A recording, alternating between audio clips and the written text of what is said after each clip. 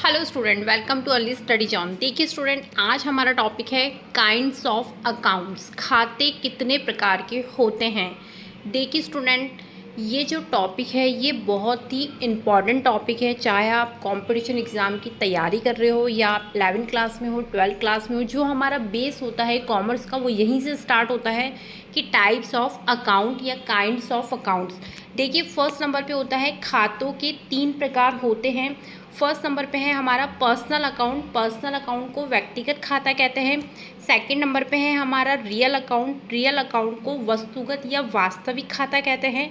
Third number पे है हमारा अवस्तुगत या आय व्यय से संबंधित या नाम मात्र का खाता, जिसे नॉमिनल अकाउंट कहते हैं। कई बार इनमें पूछा जाता है कि अवस्तुगत खाता या आय व्यय से संबंधित या नाम मात्र का खाता कौन सा होता है। तो आप ध्यान रखना कि नॉमिनल अकाउंट के 3 नाम हैं: अवस्तुगत, आय व्यय से संबंधित या नाम मात्र का खाता।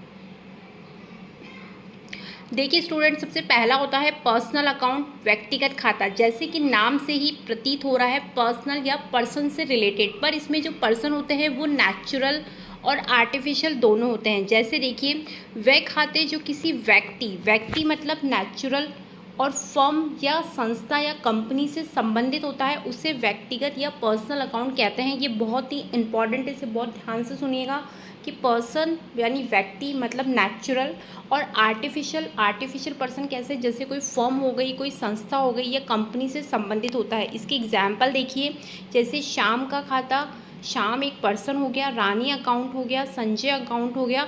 अब व्यक्ति, अब जैसे हमने पढ़ा था किसी फर्म, तो फर्म कैसे पढ़ेंगे, जैसे तरुण बेवरेज लिमिटेड अकाउंट, कर्नाटका विश्वविद्यालय account, life insurance corporation account. ये मोस्ट इंपॉर्टेंट है, इसे ध्यान रखिए। कई बार एग्जाम में पूछा जाता है कि जो LIC है वो कौन सा खाता है, तो LIC जो होता है वो एक पर्सनल अकाउंट होता है।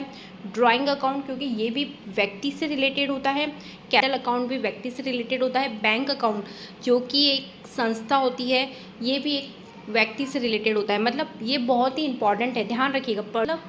पर्सन मतलब एक नेचुरल पर्सन नहीं होते, इसमें एक आर्टिफिशियल पर्सन होते हैं, जो कि पर्सन के द्वारा ही बनाई जाने वाली फर्म, संस्था या कोई भी कंपनी हो सकती है। नेक्स्ट देखिए आता है वस्तुगत या वास्तविक खाता, जिसे हम रियल अकाउंट कहते हैं। रियल अकाउंट नाम से देखिए जो किसी वस्तु से रिलेटेड है। वे खाते जो किसी वस्तु या संपत्ति से संबंधित होते हैं उन्हें हम वस्तुगत खाता कहते हैं। इस खाते में वस्तुओं की लेन देन, जैसे उन्हें खरीदना और बेचना, ये शामिल किया जाता है। ये याद रखिएगा, रियल अकाउंट मतलब वस्तु से रिलेटेड अकाउंट। वस्तु में क्या होता है, जैसे फर्नीचर हो गया, मशीनरी हो गई, बिल्डिंग हो गई। कैश जो होता है वो वस्तु से रिलेटेड होता है। Purchase return, cell return account, ये सारे जितने भी अकाउंट होते हैं ये रियल अकाउंट के अंदर आते हैं। ये ध्यान रखिएगा कि परचेज रिटर्न हो गया, सेल रिटर्न हो गया, ये सारे वस्तुगत या वास्तविक खाते या रियल अकाउंट कहलाते हैं।